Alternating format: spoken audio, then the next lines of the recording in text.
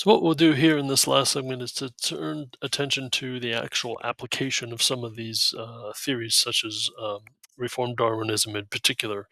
And for that, one of the best examples is relates to the efforts that Jane Addams made in the creation of her Hull houses, but then also how this was going to be um, organized in the United States in the 19th century. So Jane Addams was what we might call a social activist today. She was heavily influenced by European concepts of state assistance for improving society overall and the lives of the members within it. This is mostly the case in places like what is today Germany and Victorian age England, where government saw that it needed to take on more of a proactive kind of role. Inspired by that, she comes back to the U.S. and she opens a series of a single social settlement house in Chicago in 1889. The objective here was to help immigrants adjust to their new way of life in America. This included, within the Hull House itself, providing English language classes to help these immigrants assimilate more easily into daily life in the United States. They also uh, facilitated or sponsored neighborhood health clinics to make sure that people were properly cared for, receiving the care that they needed. They also provided after-school programs for children, so that their parents could go off to work and that their children would be uh, cared for.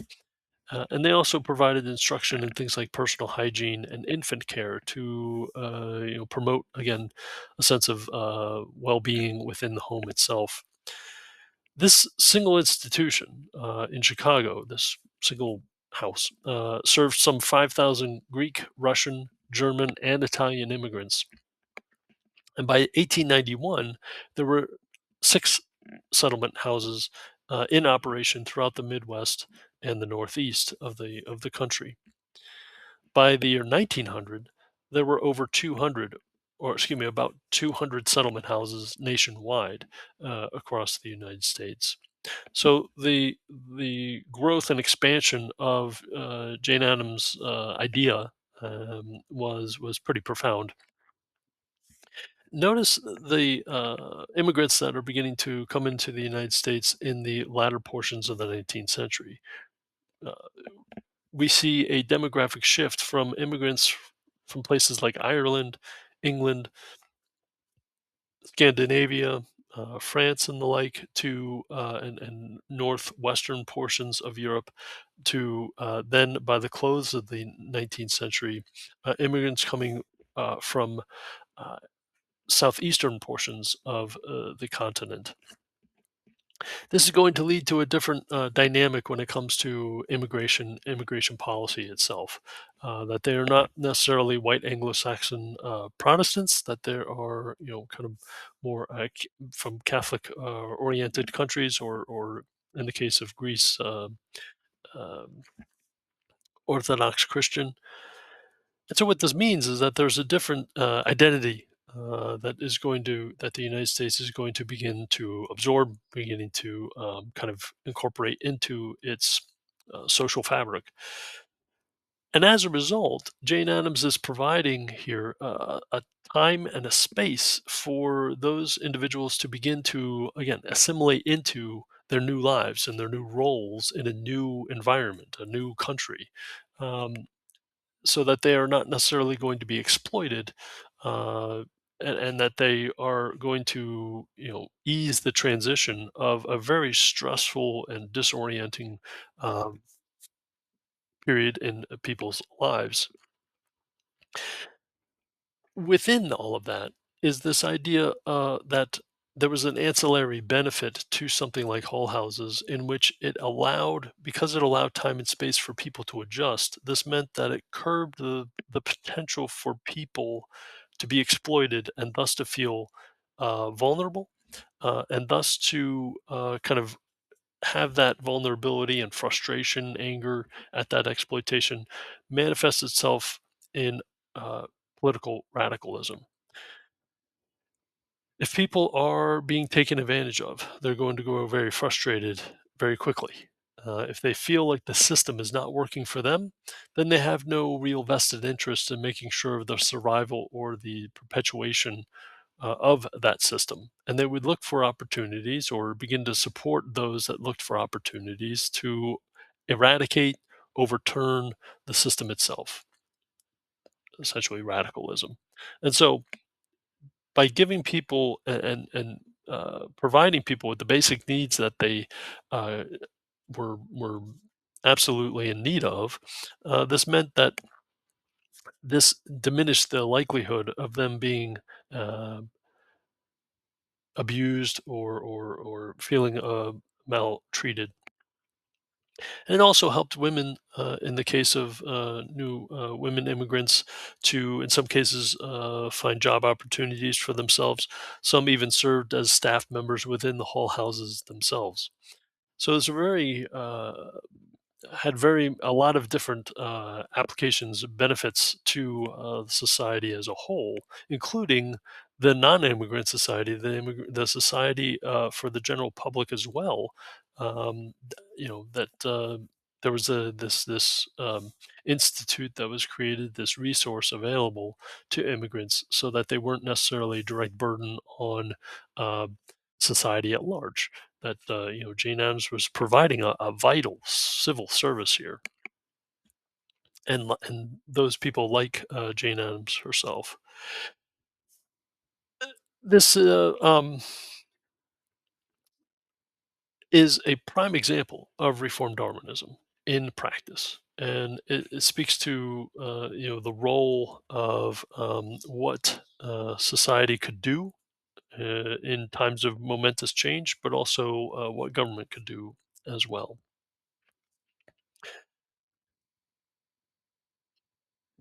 Round out this lecture, we'll turn attention now towards the kind of diplomatic aspects and developments beginning to take place, largely as expressed through things like the Crimean War, the events of that conflict, um, and also the lead up to the creation of the Italian and German states, the modern German and Italian nations that we know today. Beginning in about the mid 19th century, the Crimean War is going to erupt between Russia and the Ottoman Empire. And the main crux of the conflict here was over disputes in the Black Sea region and in the Caucasus Mountains. These were two regional powers, Russia and the Ottoman Empire, and they were desperate in their own respective rights for victory. They wanted to demonstrate their legitimacy as viable members, excuse me, to determining matters in the European balance of power. That these were fringe powers, maybe second tier, if you were kind of classifying the European powers. But they both desperately wanted to be taken seriously by the broader European collection of states, the concert itself, and also be able to reap the benefits of projecting that kind of influence within that framework. The country, the empire most directly affected by this was the Austro-Hungarian Empire. After all, it shared common borders with not only Russia but also the Ottoman Empire. But the Austro-Hungarian Empire itself, being multicultural um, and a multinational state, having Muslims and Slavs, which were closely associated ethnically to Russians, um, didn't want to be involved in this war in any way, shape, or form. It saw no real benefit as far as throwing its support behind one belligerent or the other. And so as a result, um, it remained or tried to remain as neutral as possible, simply because they were uh, a state clinging to power itself. It was a house of cards, so to speak. That the Austro-Hungarian Empire was in many cases kind of a paper tiger when it came to projecting its own authority, and it thought that something like the Crimean War, any type of involvement, or even any type of alliance between one or the other Russian or Ottoman Empire powers would bring to the forefront of Europe itself how weak the Austro-Hungarians were. Throughout the course of the war, eventually over time, the Austro-Hungarian Empire would be committed to enacting policies that would hurt Russia's war effort. But that really was in the last closing stages of the conflict itself, and it largely came as a result of other intervening powers, particularly Britain and France, who decided to join the conflict in 1854 on the side of the Ottomans. The British and French interest in this region, uh, over the Black Sea region, was directly related to who controlled or who would control the Dardanelles, the straits linking the Black Sea to the Eastern Mediterranean. Both French and British interests wanted to keep that area of Europe out of the hands of the Russians, to continue to deprive Russia of access to the Mediterranean itself. And so, as a result, you know, um, this meant that they were going to support the Ottoman Empire, um, to halt any expansion of Russian influence. So, the Ottoman, French, and British forces began to coordinate efforts, um, which resulted in victory in the Crimean Peninsula, which spelled ultimate defeat for Russia itself. And in 1856, this would result in the Treaty of Paris of 1856, yet another Treaty of Paris, ending a major conflict. What's interesting about the Crimean War and its peace coming out of it is that this was a further evidence, or some of the earliest evidence, you might say, of the erosion, the slow but steady erosion of the concert of Europe. Um, that coming out of this conflict, Russia and Austro Hungary were now going to be enemies. Um, that there was a also, after the Treaty of Paris in 1856, generally speaking, there was a contraction of an interventionist mindset across much of Europe from this period on. States really turned inward and saw to their own affairs rather than maintain any type of real broad or strong commitment to policing or managing this balance of power structure within Europe. Again, part of the concert, the backbone of the concert of Europe itself. Um, Again, Russia turned inward as a result of this humiliating defeat, and this allowed for new forces to begin to coalesce and exert their influence. So, any time that the international community, in this case, this regional kind of balance of power within Europe itself, anytime there's a withdrawal by the members uh, from any type of interactivity or coordination or even just basic diplomacy, this means that others are going to be able to take advantage of that. And this opened up an opportunity for both Italy and Germany to begin to pursue their unification efforts. Why was that significant in the latter decades of the 19th century? And why would that be significant to the concert of Europe and the balance of power in Europe at all? Well, these new powers, Italy and Germany, were not represented in the original concert of Europe. They did not exist as member states or nations at the time, and so this is going to further destabilize the balance of power within Europe, because now what's happening is that you have diplomatic political system, an agreement between states, but now you have new states coming in that don't know how to associate to this framework that of which they were not a part.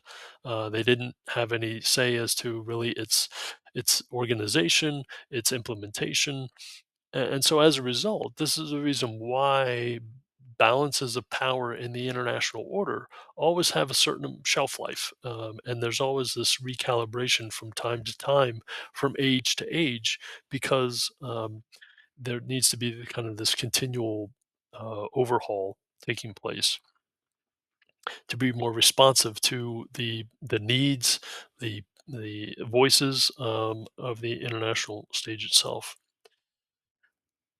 It's also during this period of time that Britain and France begin to consolidate their interests in international claims over places like Egypt and elsewhere, um, in and around the world. And we'll get better example of that in the next lecture. With regard specifically to German and Italian nationalization and becoming national entities, the first of these in a chronological sequence is Italy. In 1861, the Italian king Victor Emmanuel II, aided by Count Camillo di Cavour and Giuseppe Garibaldi, were able to achieve a unified Italian nation. Um, Victor or Emmanuel II and Cavour were moderate constitutionalists, and Cavour would serve as the prime minister. Again, Emmanuel would be the reigning monarch over this new consolidated Italian state.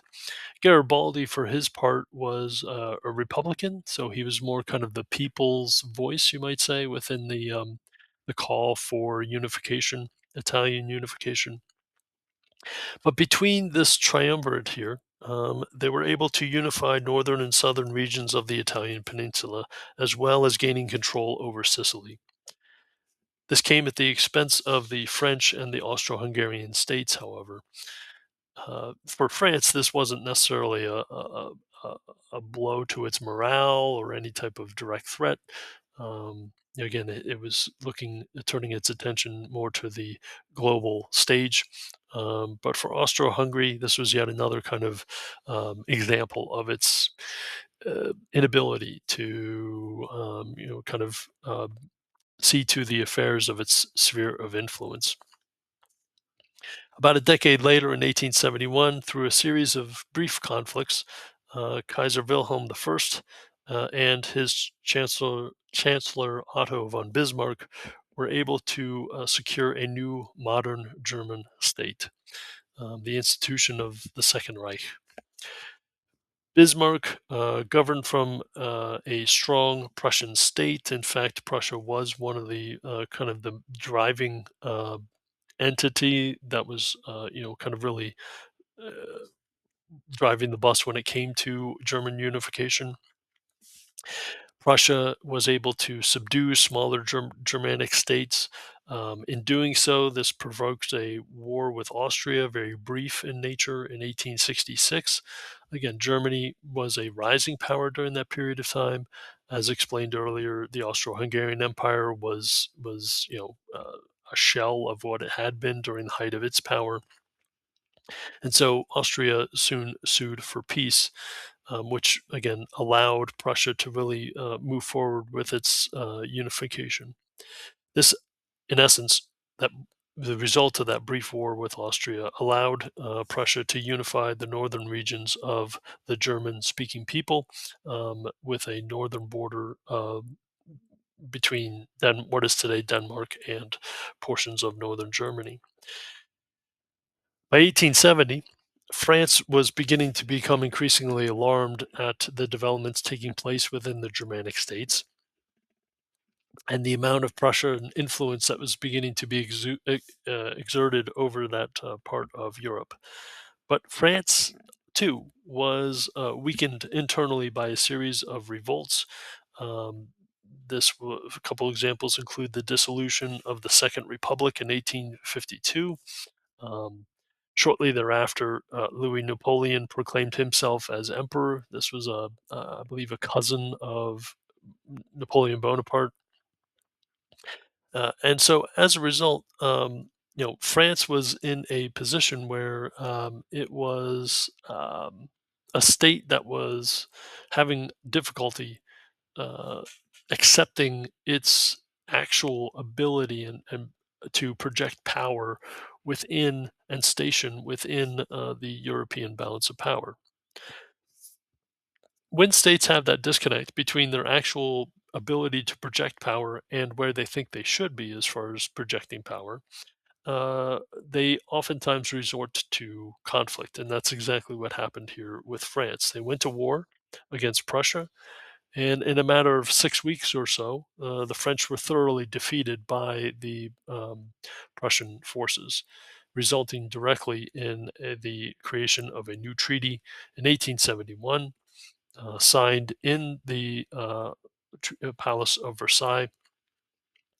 And the German authorities, the German representatives to that peace delegation, um, drafted a treaty which established the modern German nation. Again, the establishment of the Second Reich.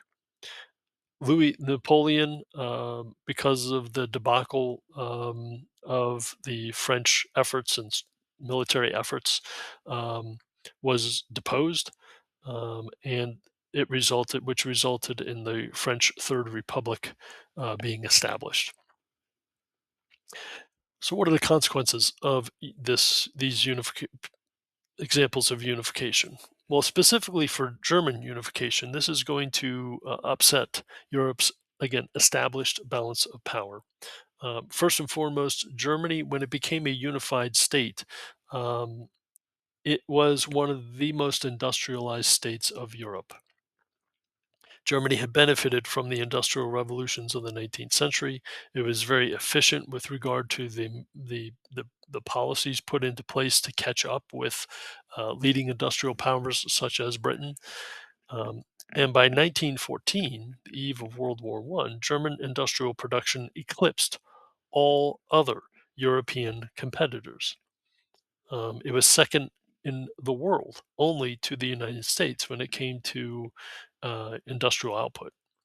And so not only do you have these new states beginning to emerge within the aging structure and framework of the concert of Europe, but now these are dominant powers. I mean, Germany's authority was, you know, paramount in Europe by the turn of the century and moving into the early 20th century. So much so that, again, they were not part of the old system. And it's one of the main kind of long term types of factors that get us into understanding why World War One came about. That this new, thriving, industrial, wealthy state of Germany was not in any way, shape, or form really kind of uh, able to project itself and its interests within the established framework. And so, as a result, it's going to try and um, create conditions for itself, go to war in this case, in order to try and create a new balance of power. That's more generous, more kind of beneficial to its own national interests.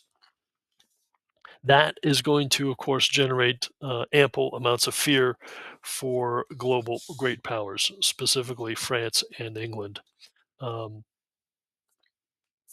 so, France, that had just been thoroughly defeated by Prussia prior to unification. After 1871, France was going to have to deal with an even more powerful adversary and competitor on its direct border. I mean, that the France and Germany share a common border. England also saw a potential threat in its own supremacy on the high seas. Why? Well, Germany, being an industrial power, the leading industrial power of Europe, now would begin to want to project its power on the high seas as well. And then we get into this naval arms race between those two. For the remainder of the 19th century, these countries the various countries and powers of Europe would maneuver themselves diplomatically through a series of secret treaties, kind of an if then type of scenario. If country A attacked country B, then country C would come to the aid of country B against country A. And it was this whole inner working and lattice work of agreements that would fall into place like dominoes, which would help to, again, bring about the advent of World War One and set the stage for it. Uh, that gets us to a pretty good understanding of what is happening in a variety of different spheres of activity within Europe. What I'll do is to then turn attention towards how Europe is going to begin to project its power outwardly to the rest of the world during the same period of time, the Victorian age, you might say, of Europe, the 19th century itself. So stay tuned for that. We'll see you soon.